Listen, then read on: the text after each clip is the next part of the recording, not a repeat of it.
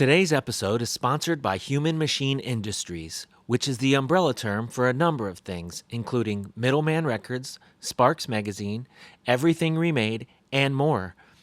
In whatever form these things take, all of our endeavors are community-focused and simply cannot exist without your support. Consider joining at patreon.com/humanmachine for early release podcasts, exclusive music, sneak peeks, playthroughs, and more. That's patreon.com/humanmachine. Hello, and welcome to Everything Remade, a podcast that I hope is about growth as much as it is about music. I'm Edie Quinn, and we have a great show lined up for you today as we continue our second part of our two-part conversation with my good pal, Adam Ciresi. But first, I like to play something for you.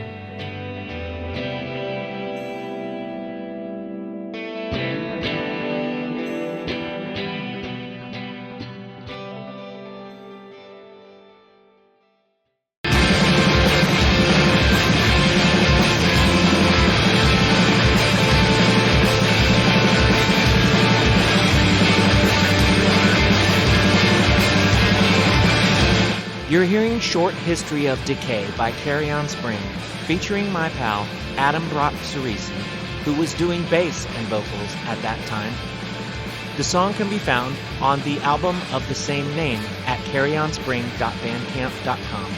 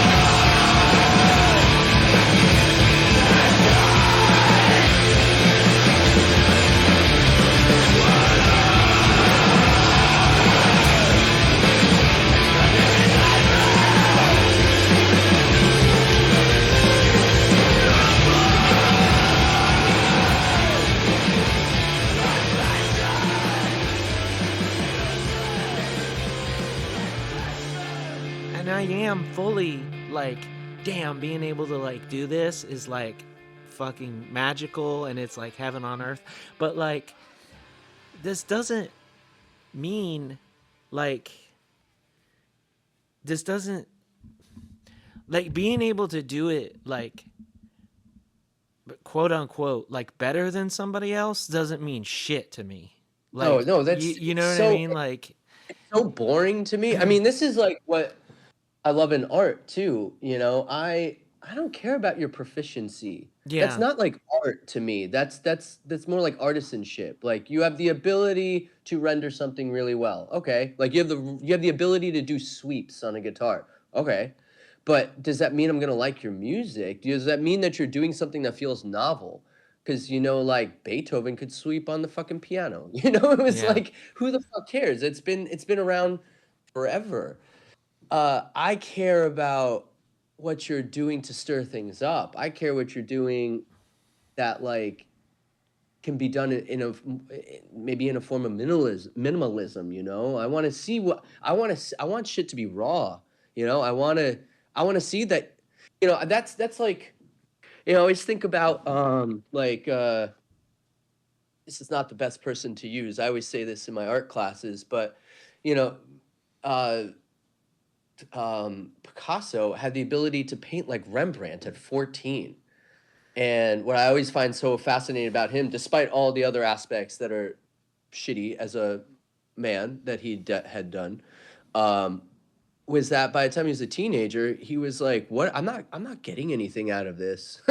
The ability to paint, this form of realism It's been done. And he spent the rest of his life trying to unlearn that and undo that. And that was what a lot of these different movements that came out of him were striving to do. Cubism and all that stuff. And I just think that's so cool when people want to do that, want to unlearn things, want to unlearn all the technical stuff and see what they could come up with that's more textural and more, fascinating and novel. Mm-hmm. Yeah, I I couldn't agree more. I mean, it's like, you know, there's a there's a there's a there's a part of like like drawing and everything, right? There's a part Mhm. of where like society is like you're good at it if you can draw it as close to the way that the picture or the real thing Mhm. looks, and that takes a skill, and I'm not shitting on that at all, but like Right. there's just like, you know, there's so many people that are like, why should I draw it to look like that photograph? Just appreciate the photograph. Like I'm Right. gonna draw For it sure. to not look like that, you know? Yeah, And exactly. and Yeah. so that's kind of, and I, you know, I personally I love the fact that you can oscillate as wildly between those things as you like. And Mhm. that's like that's in music, that's in drawing, in whatever. Like in music, you can try to make your album sound as crisp and sharp as like the new Converge album. You can try to make it sound as tight and as well produced as that, Mhm. or you can make it sound like shit. And like Mhm. it can be cool either way. If you Yeah. like, if it's obvious that you care about it, like Right. people will Exactly. pick up on that. Like Yeah, like society as a any whole is still yeah. going to be like, that's garbage. You know what I mean? Yeah, but I think the thing is like art is always going to have like good art will always have a niche thing until eventually one day maybe people figure out how to like really commodify it to high hell. But I mean, for me, some of my favorite albums are are favorites because of like the shitty quality of it. Yeah, yeah. It's kind of sloppy. One of my all-time favorite albums ever is the band Rockets and Blue Lights, and very few people know about them. And I kind of like it that way. I hate how everything I love is no longer special because it just it blows the fuck up. Um, but I think it was an early Will Killingsworth record actually, and it's not refined. It was definitely not. They weren't going into Photoshop. Sorry, same thing. Pro Tools Yeah. and Photoshop pushing for things music. around. I mean, you'll hear a bass note or a guitar note supposed to hit on with the kick and just be like half a second off. Mhm. And they just let it fly. And there's like so much leakage in the kick drum from all the sounds around it, and it just sounds like nothing else. And that's what I love about it. It's not polished, and I saw that band so many times when I lived in Albany, New York, right after graduating high school.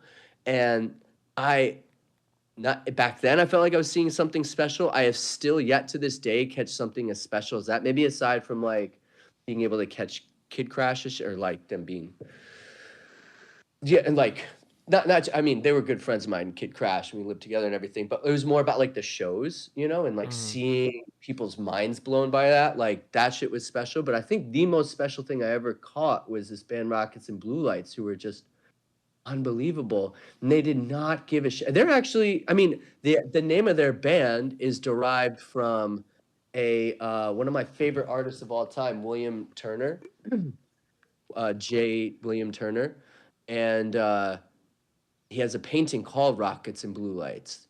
And they were all in art school in Albany, and they knew very well what they were doing terms of art, and they allowed it to be more of like that raw, jagged, kind of messy aspect just to be recorded. And I love it. I love it so much. And That's how so many of my favorite albums are because of that. Yeah, I my three favorite 7 inches are the Jawbreaker Busy 7 inch, the Yes. Promise Ring Texas is the Reason split, Oh, and the KMB Communique 7 inch, and like ew. none of those are great sounding. Like Yeah. especially the KMB Communique 7 inch, like that, like. But at the same time, like even though they weren't that far apart, like they're split with 10 grand or whatever. Like if that 7 inch sounded the way that that split with 10 grand sounded, I would. There's no way I would like it as much. No way. Like Oh it's no, just absolutely. Yeah. there's something there's something to happen that's like Is it like baked into the aesthetic? It's yeah. like it's baked into the aesthetic and actually like where people were at. I mean, you're not gonna be a band that's like doesn't have all of the money to buy the best equipment and everything, and then put out an album that sounds like shit. Or like put out an album that sounds amazing, you know? Like you have whatever within your means is like there's an honesty connecting to where you are in time in your life. Oh, we Mm, don't have a ton of money. Like we have maybe some decent instruments. We don't have the greatest mics, whatever. We don't have a lot of ability to like get top tier production, whatever.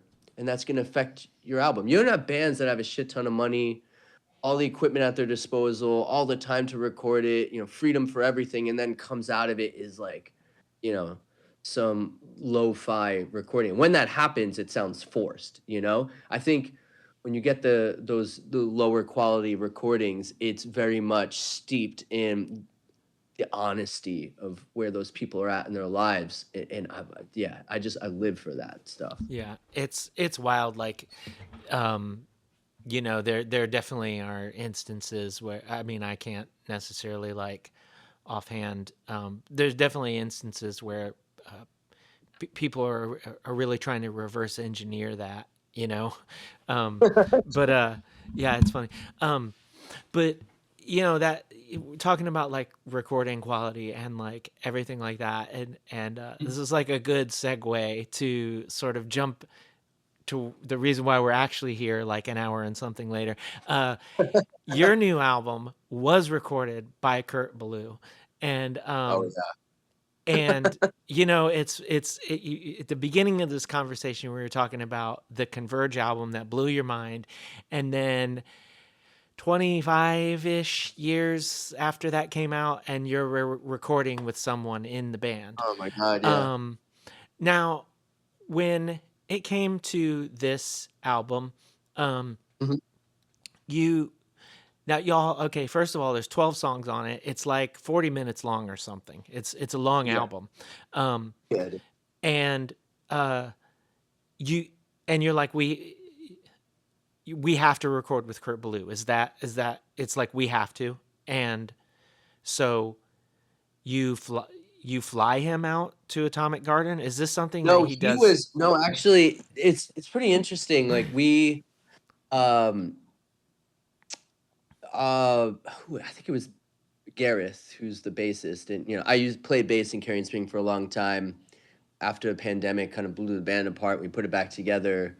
We brought in someone who's been a good friend since. I mean, I think one of our very first shows at Carrion Spring was with our friend Gareth's old hardcore band. Oh my God, I forget the name of. He's gonna be so mad at me that I forgot the name of that band. Um, but he sent the group chat like, "Hey, Kurt Ballou just sent out a message that he's doing residency at Atomic Garden. Why don't we apply for it?" And pretty quickly, everyone said, "Sure, why not? He's not gonna pick us, but why not?" And so I sent him an email saying, "Hey, just saw your message on Instagram, your story. Curious if you would have any interest working with us." I didn't even expect to hear back. In my mind, I'm thinking hundreds of people hit him up at the same time. Sure, yeah. I'm not even kidding. Like 20, 30 minutes later, I got an email back from him saying, "Oh, this music is sick. I would love to record you guys." And I mean, even just that moment was astounding. Yeah, Can't believe you just said you even took the time to listen to my band. yeah, Yeah, I mean, I grew up Converge was, as I shared earlier in the song, and feel free if you like maybe this is the stuff that people really want to hear. Listen to this podcast. Feel free to just take this segment and put it at the top of, of the. No, Like, they have to earn this. This is yeah, you gotta sit No. through our waxing poetic. Yeah. But I mean that Converge really was the band that I followed around for a long time, and that was, petitioning empty sky was given and blew my mind. And then of course whatever was around that same time, the splits and the earlier stuff, uh something in caring, loving and caring, I can't remember what the hell, caring and killing, is that what it is? Something like that. um Really fucking raw albums, they were, and I loved it. um and And then when Forever comes crashing, blew my fucking mind. The splits afterwards. I wasn't as big of a Jane Doe fan. I love Jane Doe. Don't get me wrong. Huge album. Love it. It was Love very every second. polarizing at the time. Yeah, I think for me, the magic in Converge was I couldn't understand what the hell they were writing, and I think that was because they had two guitarists back then, and that was just, still to this day I listen to them and I just can't make sense of some of this shit in the best way possible. Mhm. But yeah, I saw Converge so many times. It was fun. I shared I shared this with Kurt. How one of the first, not the first time, but one time I saw them in New Jersey. I think it was Club Chrome. Can't remember what the other bands were that were on it, but they were playing Color Me Blood Red, I think, and get on stage, the very beginning of where the singing comes in. I went to chant along with a bunch of people. As I run on stage, Jake just starts doing his crazy, like, spinning around, like spinning with his arms flailing and everything. And I just take a fist to the face. Oh Like, no. and my friend was videoing it. It's actually on YouTube somewhere. And you just see me just get punched in the face by Jake Bannon. I don't know what to do. So I just kind of like stage dive backwards into the crowd. But I got like fucking hit in You the got jaw rocked. pretty. Yeah. Yeah, and then a couple years later, on a school night, I think I was a senior in high school, we all went down to CBGB's to go see Converge, and it was Cave In, and it was Indecision, and Hope Conspiracy, and just like a lit ass bill. And they're playing, and I'm on the side of the stage, getting ready to sing along for whatever fucking song it was, because I knew like every word. And I go to run onto the stage, sing along, and he goes to spin the mic around, like windmill the mic around, or helicopter around, whatever you call it, and the mic just smacks me in the face and just tore my face open. I ended up getting staph infection from it. I Oh my couldn't go to god. school for like 2 weeks. Like, yeah, I looked like I had the plague. And then I remember seeing him at Crazy Fest in 2001, and there was a massive crowd of people, and I'm jump on top of everyone from like the very back of the crowd, and I'm like, took me like minutes to like crawl up to the stage to sing along for the one song. I think it's called Love Is Arson, where they like scream like I will rise again over and over. And I get to the stage and I'm on my back, or like I'm on my stomach, and I go to turn around and just scream to the sky these lyrics that I love. And all of a sudden I see a foot coming down to my face. And it was Jake Bannon jumped off the stage, feet first, right on my face. And I just had a shoe mark on the side of my face for the rest of that festival. And He's another your time nemesis. I know, but I love them. And then another time I was seeing him at the Chance in Poughkeepsie, and I didn't, I had moved away from that's like where I grew up in that area, and I moved away to the city, and I came back to go see that show with some friends. I didn't know at this point they stopped allowing stage diving at the venue. First fucking song they play, what, I don't know what it was, but I was like, of course I'm gonna stage dive. And I go to jump off the stage, and just as I'm over everyone, something magical happens, and I start floating upwards, and I find out that it's a security guard grabbed me by my belt. And this guy was like 5 times the size of me, and he just pulled me out of the air, just swooped me out of the air. And behind like where the stage was the back door to the alley, and this guy like threw me out the door. It wasn't Jake this time that fucked me up, but it was a security guard during a So I shared all this with Kurt Ballou, and he just goes, "Man, you never learned your lesson, did you?" Yeah, that was my first thing. Like you never learned. Like you It was really funny, and I was like, "Yeah, I never really cared though. I used to go crazy at shows, and I would go home with all sorts of battle wounds and wore them proudly. But with recording with him, that was a moment for me that didn't feel real for a bit, you know, because he's such a down to earth person. To be honest, he's such a joker, and like he loves cracking jokes. He likes to have just kind of like middle of the road conversations. We talked a lot about like vegan food, and growing our own food, and it was really fun, and I didn't realize what a humble person he is, and I really loved that, and it was really cool too. I remember Shotmaker had just recently did some kind of discography, which I got. I think it was with Solid Brass Records, and they put out a round of shirts, and I bought one, and I was wearing it, and he goes, "Oh, Shopmaker." He was like, "Man, I fucking loved especially Three Penny Opera." And I'm just like, that's so sick that you just like can go that deep into like the coolest bands, and be at the like how huge of a, renowned yeah. producer, musician.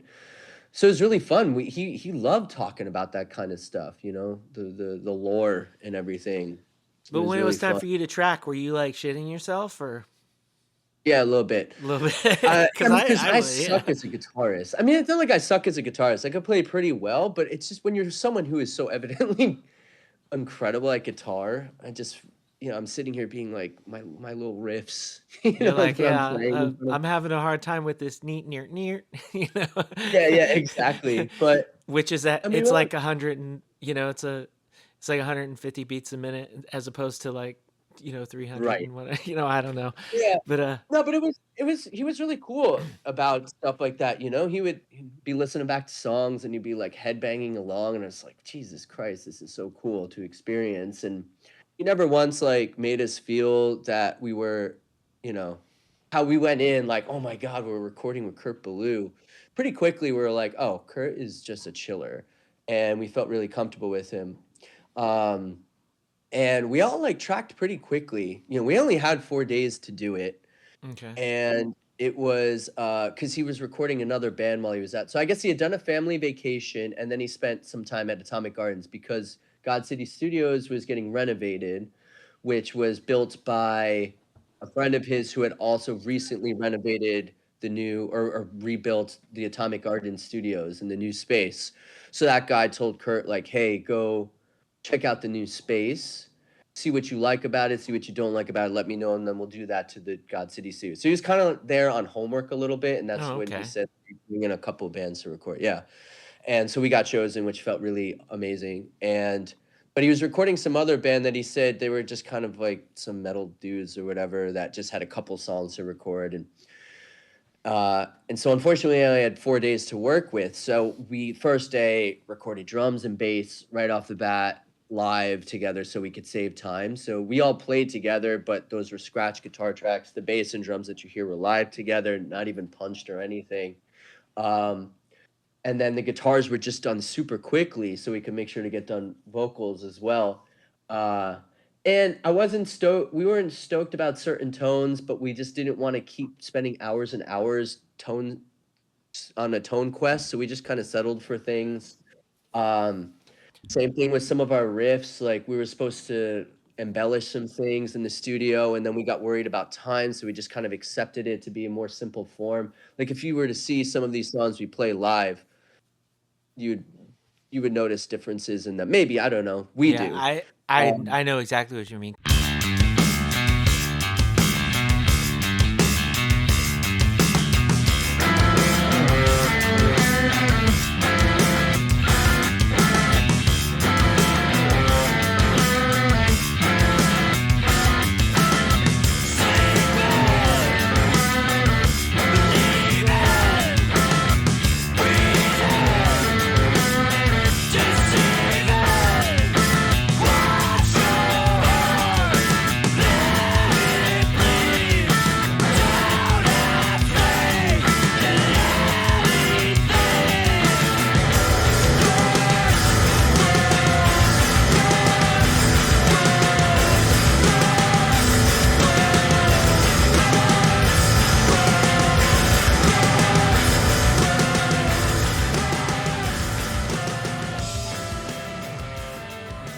I'm doing demos for a new thing that we're recording here in like next weekend, and Oh, cool. like I'm like like when something goes like this and this, and then this Mhm. riff at the end goes like 1 2 3 4 5 6 on these notes, like those notes could be any notes by the time that I record it. It's just Right, like right, right. I just know how What do they you should choose in the go. moment? Yeah. Yeah. And it's yeah, but I know what you mean, cuz like I don't I'm not in the position where like I have to be like, well, those first ones that I threw down are just the ones now because well, I don't Right. have the time to redo it. Like I'm not in that Yeah. position, luckily. But it like yeah, I do know exactly like if I was in that position, Mhm. and I'd be like, well, they're fine, but Yeah. I really could have, we really, especially with two guitars, you really could have made them work off of each other, or Right. you could have made them like fight each other a little bit, or like could have Yeah, done any exactly. number of things, but Yeah, and there was, some layering that we wanted to do with stuff, and that just none of that happened. And I think it did come from a little bit of nerves of working against time, a little bit of nerves of working with someone so professional. I mean, I'm very much like you too. I mean, we share a project together where we both record in our respective spaces, and mhm. I've always had a little studio in my house, in this house that I live in now. Like I've been doing a more of a like legitimate build out so I could do more pseudo professional sounding things. Yeah. But I've always had the opportunity to go, oh, you know what? The takes that I did last week sound like shit. I'm just gonna redo them. Or that wasn't initially what I meant to do. I'm just gonna redo them. I've never had that This is the first time ever in my life where whatever we did there is what we get.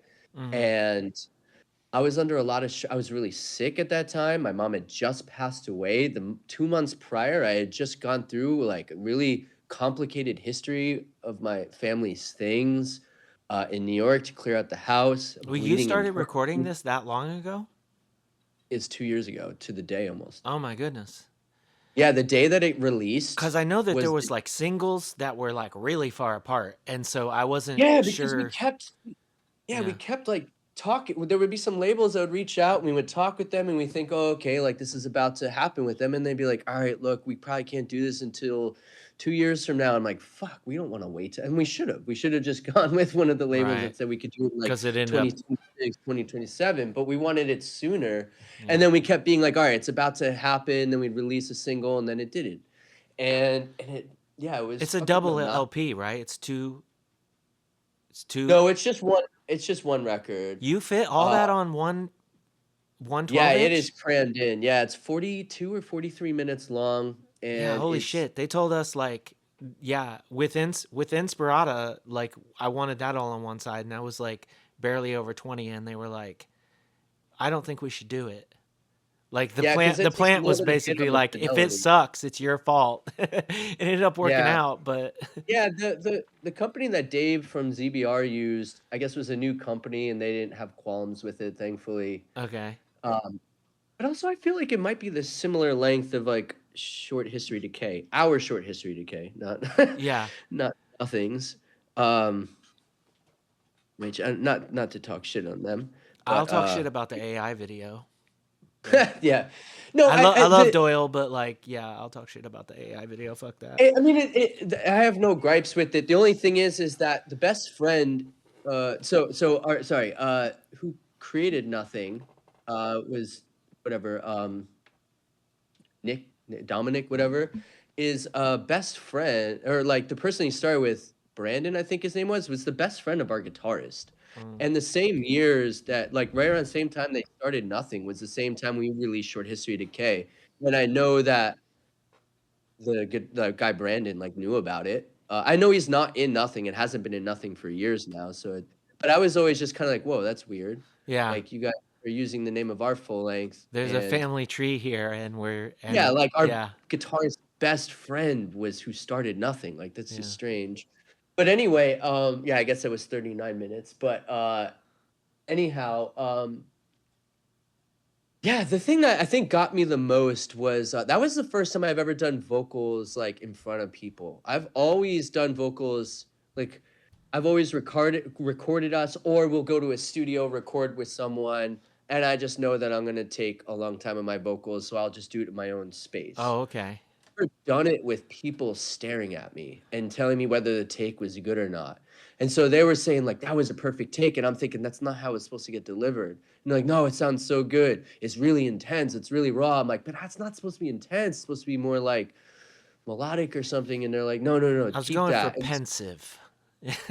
yeah, and so Yeah. I was at the behest of, like, trusting all of their opinions to for better or for worse, like, in certain respects, I hear what they heard, and I'm like, "Okay, I can get down with it," but I definitely do those things differently live, and I kinda wished that I had trusted myself on that, so some of the stuff I'll hear, and I'm like, "Ugh, that's not how the vocals are supposed to sound," but it is what it is, and I accept it, and the way that I've been trying to frame this is, like, it's not a live album, but it was for how we usually record, it felt much more like that kind of experience. Like again, the drums and bass were recorded live together, and then we recorded with the quickness, like as the guitars, some of them were first take, just I feel like Stevie and I were in competition to see who could record quicker, Yeah. just to like have this level of impressiveness. Yeah.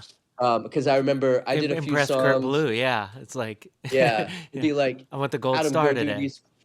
Right, yeah. I remember there was the moment it was, "Adam, do the first 3 songs, and then you're done." And then Stevie went and did theirs, and they're like, "Stevie did it quicker than you." And I was like, "What? Is this a thing now? Are we gonna be in competition?" So we went really quickly through it, and then vocals were just I couldn't when we started looking at time, it was basically, "You gotta just get through these so we can be done and have it wrapped up."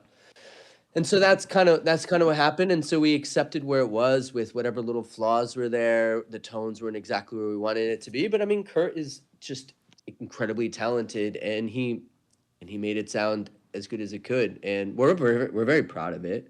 And the whole experience was really fun, and it felt like a dream. Yeah. It definitely was a place that I don't think any of us ever imagined we would have gotten to be able to record an album with someone who is so, respected, and yeah, it was Yeah. great. Yeah. It's, and I had like, I had a lot of thoughts about like, almost like the road to get there, right? Because like Mhm. it's obviously so much has happened in the whatever like, but like y'all's first LP is like a certain thing, and you can tell it's the same band, but now Mhm. it's like, I mean, I almost feel like the new album is like, what if Cursive was a screamo band? Like it's just like this. It's just this whole other thing, That's and really cool.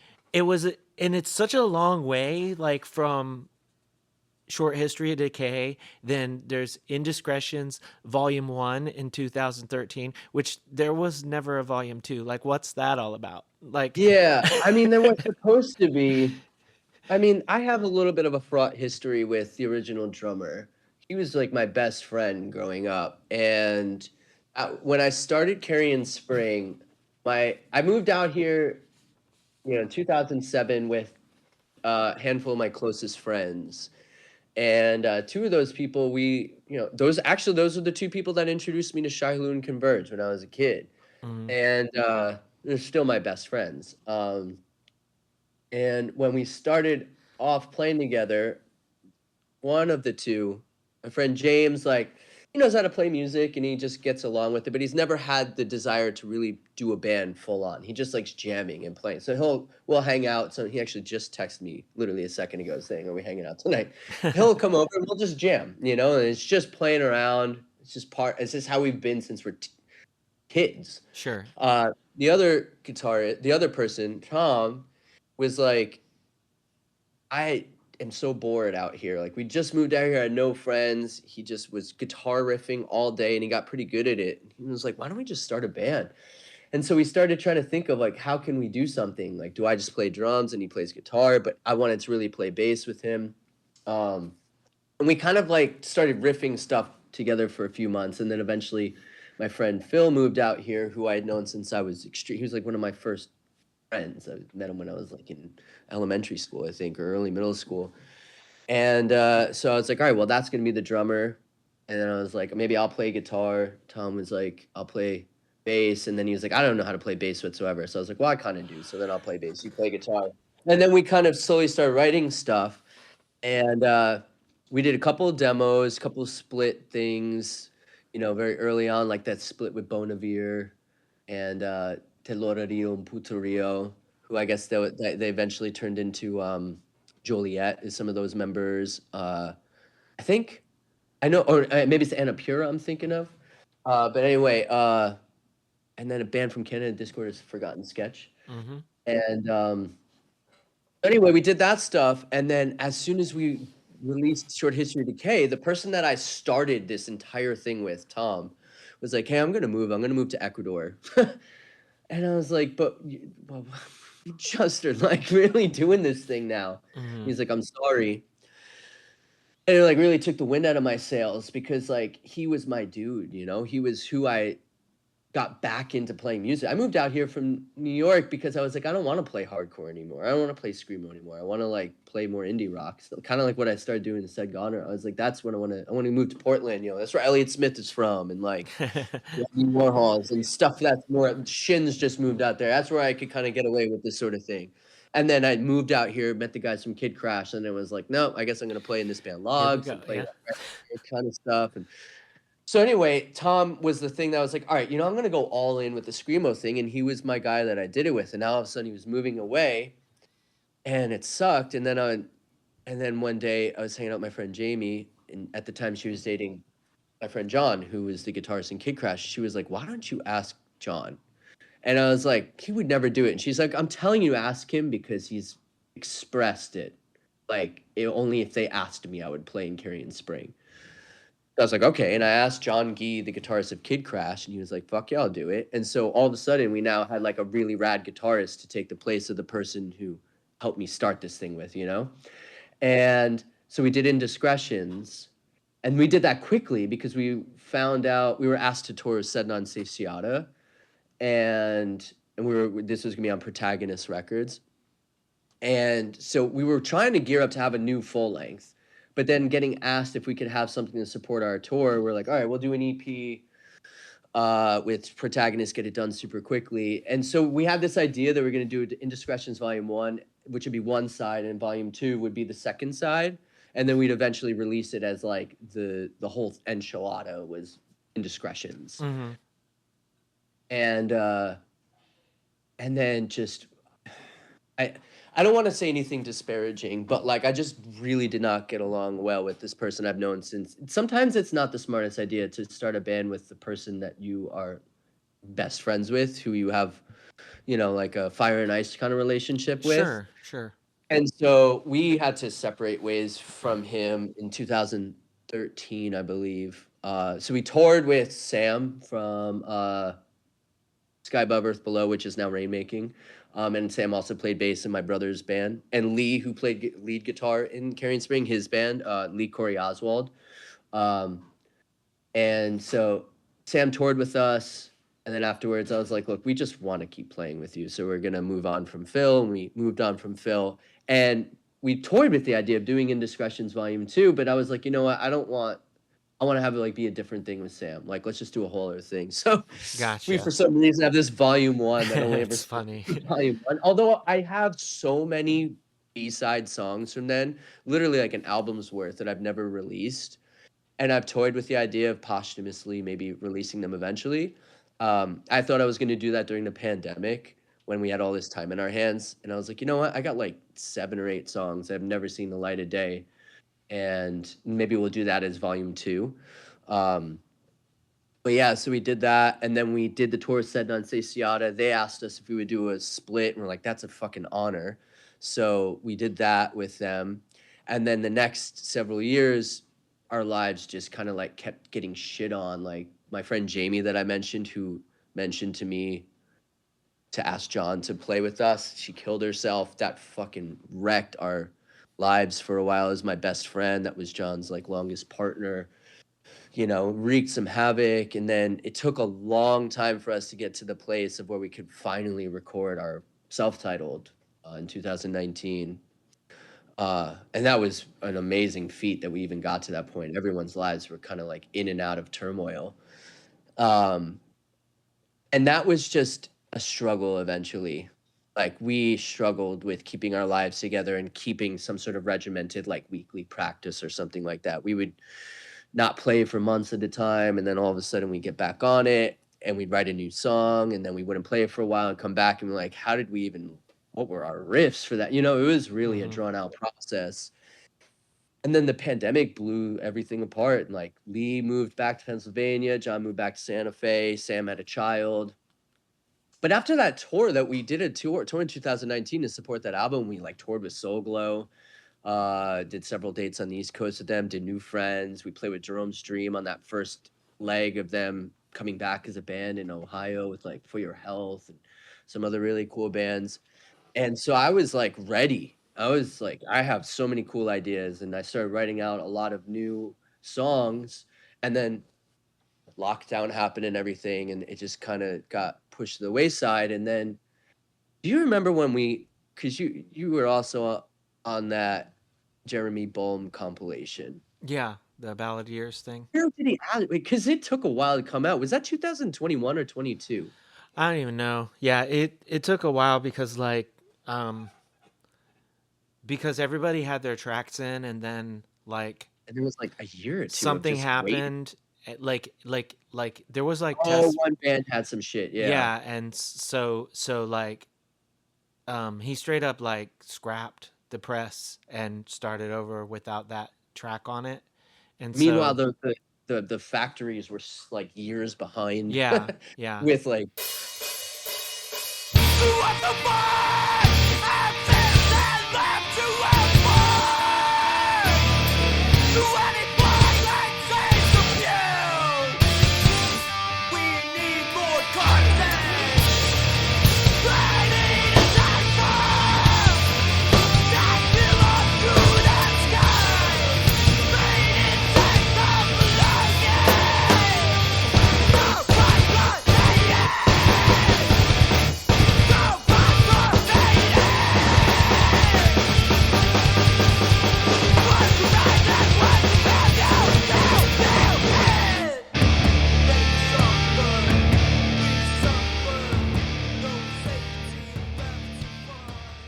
yeah, so that had happened, but that was kind of what brought things back.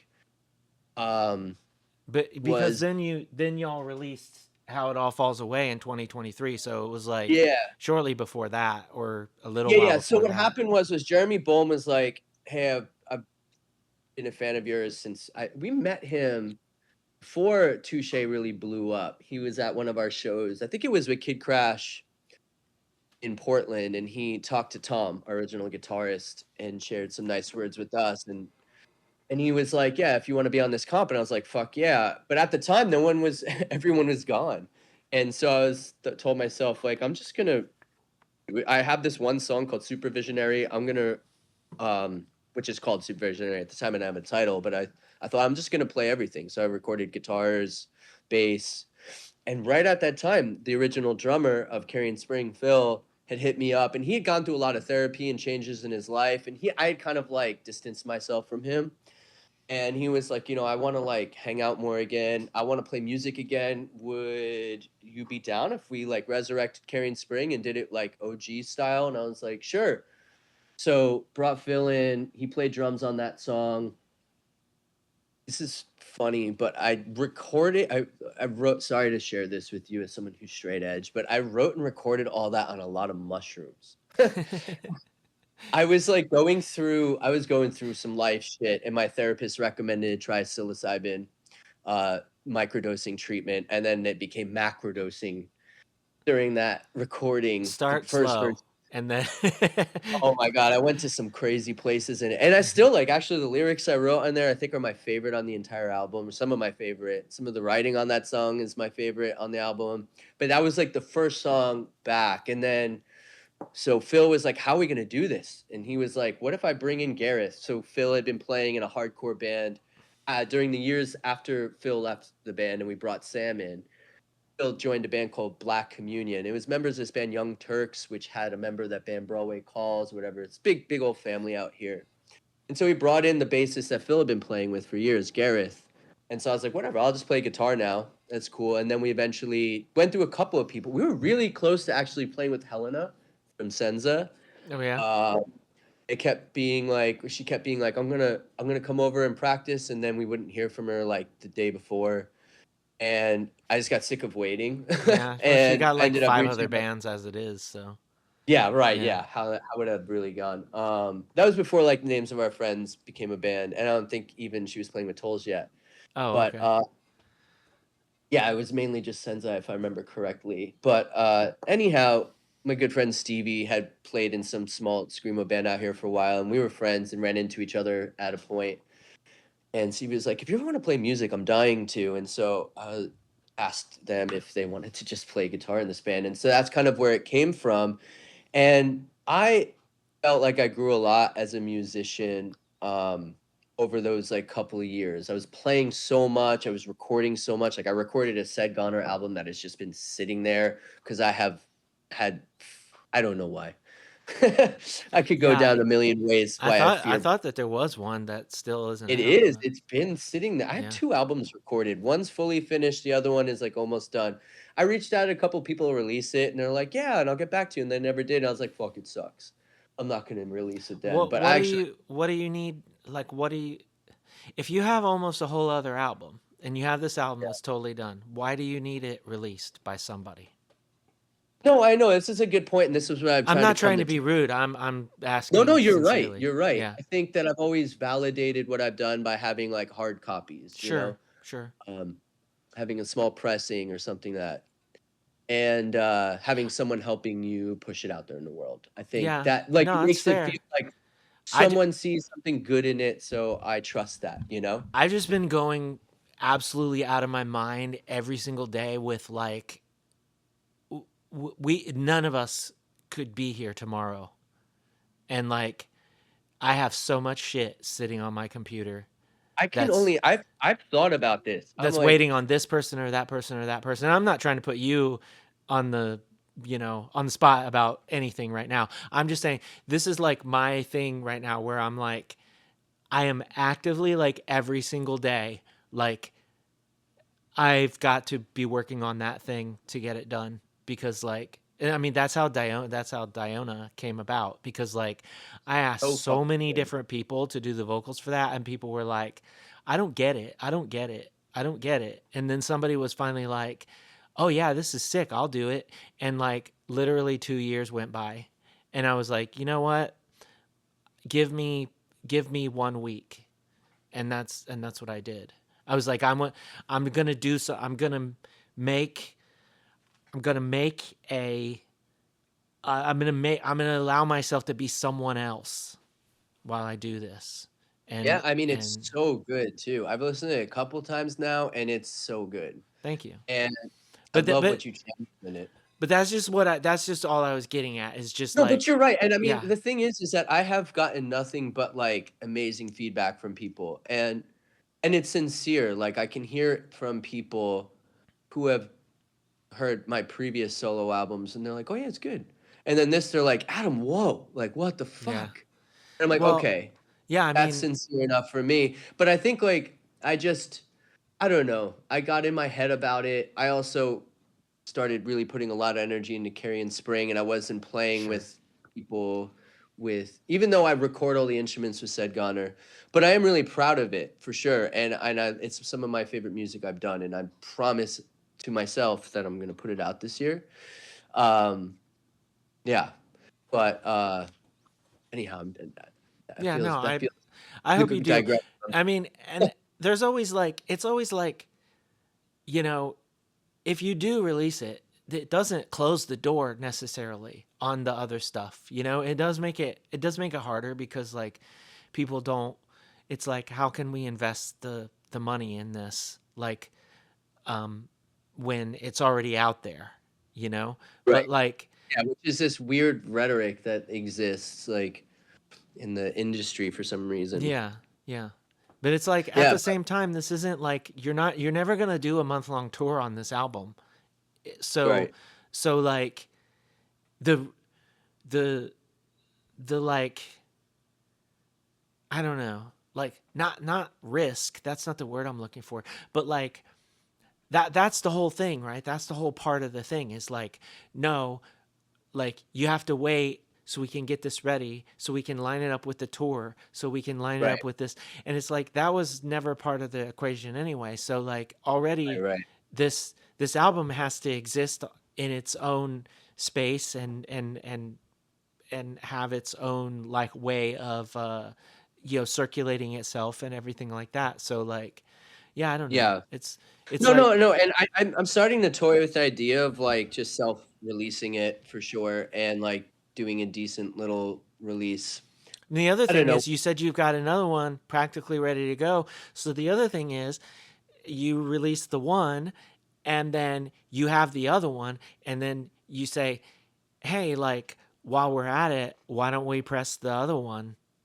You know what I Yeah, mean? I So mean, it's you, funny you you say that because the album is actually called Transitional Character Part 2, which the first one is insinuates that the first one that's the one that's ready to be released. I mean, okay. it It's was called fully part two. recorded. Yeah, that was mastered by Will Killingsworth. He did a really good job on it too, and it's all ready. I mean, it's even like the artwork, whether it's going to be for vinyl or for tape. Like I have all the different options, and it's just sitting there. That's bonkers. And Me, part I'm like one, 5 minutes before somebody needs it, and I'm yeah, I no, mean, I not really really, took but this one seriously. Like this was, I wrote that album when when my illness flared up, and I mean, not to get dark, but that usually my flare ups last for a few months. The longest it ever lasted was in 2013. I had a flare up last for almost a year. This went on for 3 years, and I honestly was in the hospital at one point, and they said we don't know you're gonna leave here alive, and it was really scary. And all I thought to myself was like, "This is gonna be like my last. This is my swan song, I guess." I thought I'd have more time here, but I guess not. And so I threw everything I had.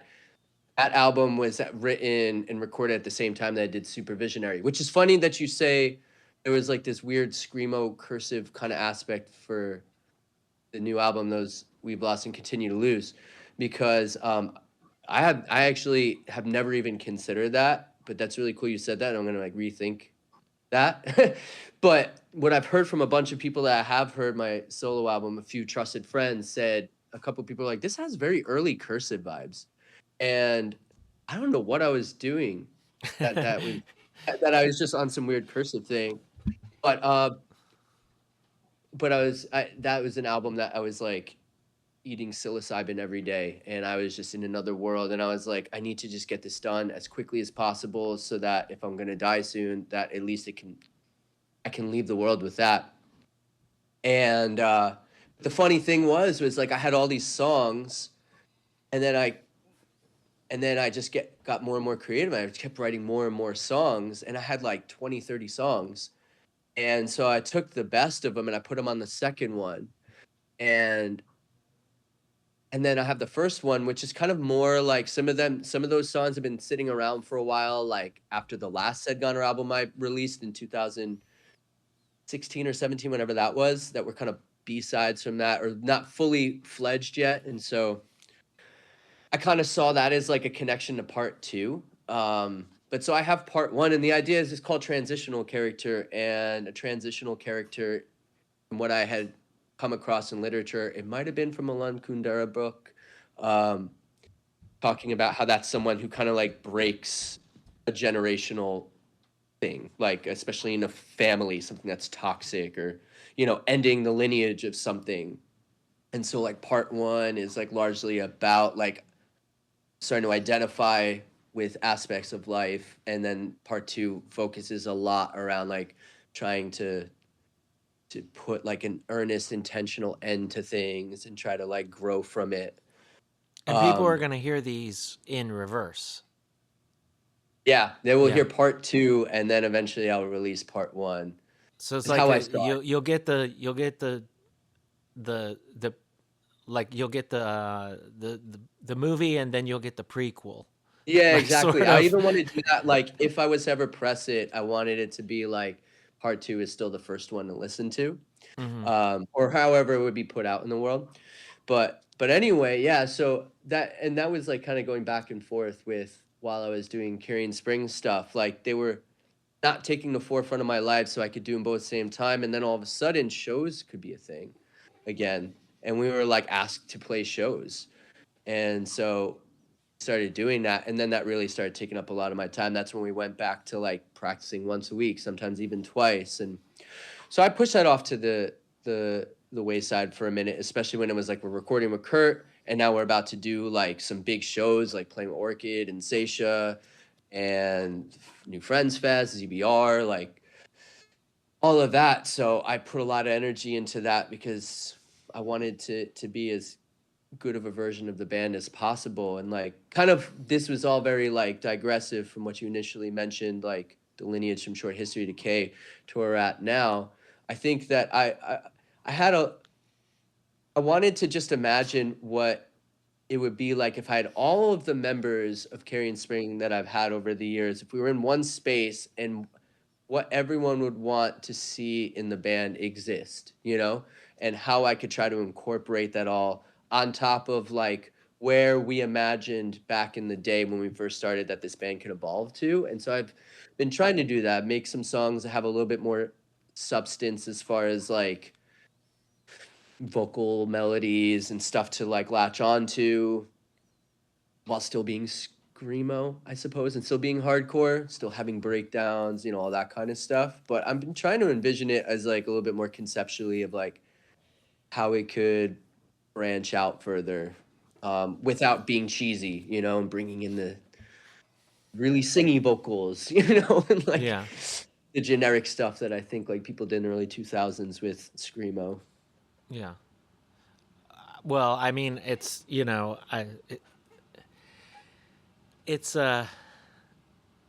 certainly not something that I've ever shied away from that big high vocal, Yeah, um, yeah. but yeah, no, that sounds awesome. And I mean, the new album is great. I Thank you. there were another thing that really confused me was there are two, like on one of the pictures on your Bandcamp, there are two pieces of the vinyl sitting next to each other on your thing. So I was like, it never says that this is a double LP anywhere, but is it? Because like that would make Oh, the I most see. sense, Yeah, And then it's I'm like, how did they get somebody on the hook for that? Like that's. And I'm like, how are no, they no, that was selling this for because $30? Like if it's a right. double, like that's wild. But We always have a philanthropist in our lives. yeah, it's No, it was I did that because so the colors are really important. It's really interesting. Someone on Instagram shared a picture of the album, like saying that it made like their like that week's like favorite or something. Yeah, yeah, I saw the It thing. Also, cropped my it in a way. friend, So my friend Alex's band Presser was a part of that, and I sent that to oh, cool. Alex, so that was really cool too to Yeah, see. that's awesome. Yeah, So if you were to look at the album in person, or even if you could like zoom in on it, like on any platform or whatever, on the very bottom of the record are these. It's like a little margin of stripes of color, which are the colors of the Palestinian flag, and so it's black, red, white, green, and some of the songs on this album are like directly singing about the genocide and like the cognitive dissonance that we all experience in this country of like wanting to do so much but really very little are we able to actually do, um and like going about our daily lives while this is happening, how weird it feels for me to like any of us, all of us in our band in the band lost one of our parents within the last few years. And so weird to like grieve that as much as we do. While at the same time, people are dying in mass on a daily basis, you know, and so we just felt like it was important for us to honor that in some way and to like have some kind of solidarity. And so on the records themselves, we incorporated those same colors, like the black, red, white, and green. And on the record, one side doesn't really show the green, the other side does. So that's why in the image I had both of the. So like I just had two records there. It's not actually a double LP. I Yeah. totally even think that that'd be misleading. But yeah, that was just because one side of the record doesn't show as much of the green color as the other one. Yeah, I didn't get that at all from that. I'll have to take another look at that because like I thought that there was like purple or I'm not sure what I thought the Yeah, I colors think were. the pictures It's a that the really ZBR interesting like splatter and everything, but yeah, I just Yeah, didn't. the pictures that they used online were I feel like it's got a heavy filter to it, Mm, like photo filter, but yeah, in person it was just very evidently like red, white, black, green. yeah, Yeah. very cool. Um, well, you mentioned that you all definitely have a lot of shows coming up, and I did see y'all on the bills of those festivals you mentioned. Are Yeah. there shows like closer? Like, are there shows closer than those bigger shows that are happening, like local or something that you want to throw Yeah, out there? actually we are about to announce, I think within the next day or so, we're doing a show with Commitment, Oh, awesome. uh which is Pierce's new Uh huh. Pierce from Snow Globe, plays drums in the new band. Pretty sure you were very Oh aware yeah, of they're them. sick. Yeah. Fucking good band on Get Better Records. Hmm. And they're touring with Hers. I always forget how to say that band's name. HIRS Collective, Yeah. um, from Philly. And so they're touring out here. And actually, just confirmed today, I was able to get the names of our friends on that show. So that's going to be on the 5th of April. I'm really looking forward to that show. And then a few weeks later, we do some dates with Mao, Othiel, and Claybirds touring up to ZBR Fest. We're also playing the ZBR Pre-Fest show too, I believe, with those bands. And that's kind of like all we have set up for now. We're in the talks of doing some small touring on either side of the country this summer. It's still in the works, still kind of figuring it out. I would love to say the bands that have reached out to us that we may or may not do, but I'm not certain if it's happening yet, so I shouldn't say it out loud. But if it Sure. does, like, I'm so fucking excited.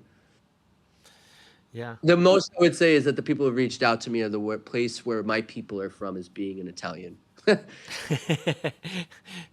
That's awesome. Um, well, I've certainly enjoyed chatting with you. This is about 2 times longer than an episode usually would run, and Yeah, feel free to trim this down a bunch if you would I like. absolutely will not. Oh, But okay. but I will say, that I always open the floor to the guest at the end.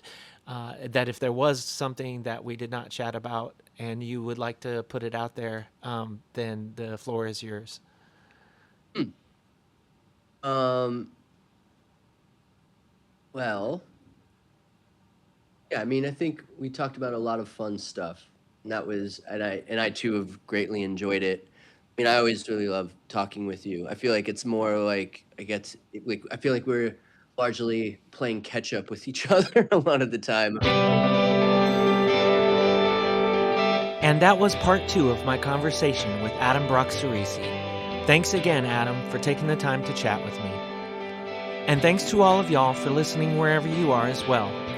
Don't forget to stop by patreon.com/humanmachine to sign up and support the show, where you can get music sneak peeks, read zines, and so much more. Until next time, take care and do good things.